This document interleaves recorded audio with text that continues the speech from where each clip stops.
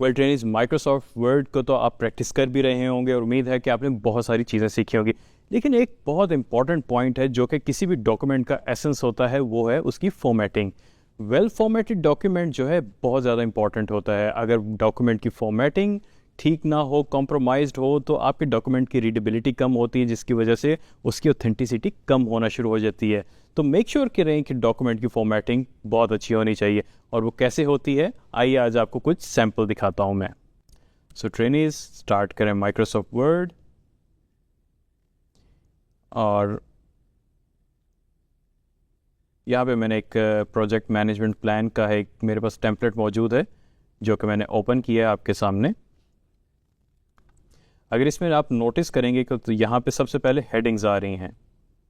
ये हेडिंग्स जो आपने थ्रू आउट बनाई होती हैं वो ऑटोमेटिकली हेडिंग्स के सेक्शन में आती हैं, और यहाँ पे आपके रिजल्ट्स होते हैं, पेजेस होते हैं जो आपके ओवरऑल दिखाते हैं। लेकिन हेडिंग्स बहुत इंपॉर्टेंट है। अब आप खुद ही नोट करें कि इसके अंदर जो भी हेडिंग है मैं उस पर डायरेक्ट जंप कर सकता हूँ, जो कि बहुत ज़्यादा फ़ायदा होता है। रीडेबिलिटी जो है बढ़ना शुरू हो गई है।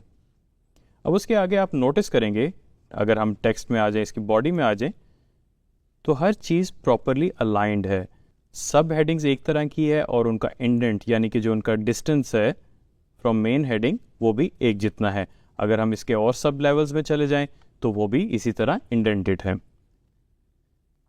तो ये एक आपके सामने सैम्पल मौजूद है जिसमें आपको पता चल जाता है एग्जैक्टली कि डॉक्यूमेंट की फॉर्मेटिंग किस तरह अलाइंड होनी चाहिए।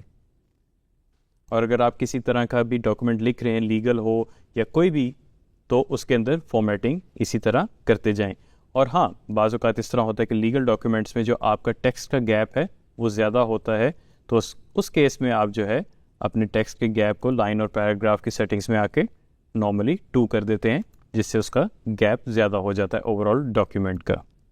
अगर हम बुलेट्स की बात करें तो ये भी बहुत ज़्यादा इंपॉर्टेंट होती हैं। बुलेट्स हम तब यूज़ करते हैं जब हमें आइडिया ना हो कि हमारे कितने स्टेप्स मौजूद हैं या वो कम ज़्यादा हो सकते हैं, तो हम बुलेट्स यूज़ करते हैं। और बुलेट्स के आगे हमारे पास और ऑप्शन आ जाती है सब बुलेट्स की।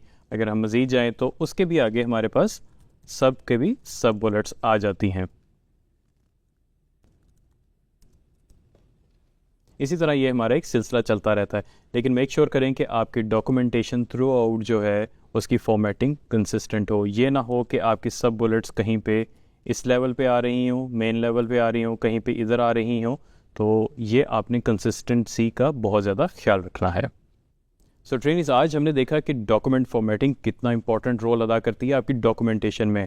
अगर हम बात करते हैं आज के टेम्पलेट की, तो आपने देखा होगा कितनी खूबसूरती से वो टेम्पलेट बना हुआ था। हेडिंग्स अलाइंड थी, सब हेडिंग्स अलाइंड थी, बुलेट्स उसकी अलाइंड थी, सब कुछ चीज़ें अलाइंड थी। तो मेक श्योर करें कि आपकी भी डॉक्यूमेंट कुछ इसी तरह की फॉर्मेटिंग में हो जो कि through out the document consistent रहे, आगे पीछे ना हो। और हाँ, एक चीज़ ज़रूर बताता चलूँ, अक्सर डॉक्यूमेंट्स के अंदर एम्फसाइज करने के लिए वर्ड्स को बोल्ड कर दिया जाता है, बाज़ औक़ात तो अंडरलाइन कर दिया जाता है। ये भी प्रैक्टिस बिल्कुल ठीक है, आप भी ज़रूर करें।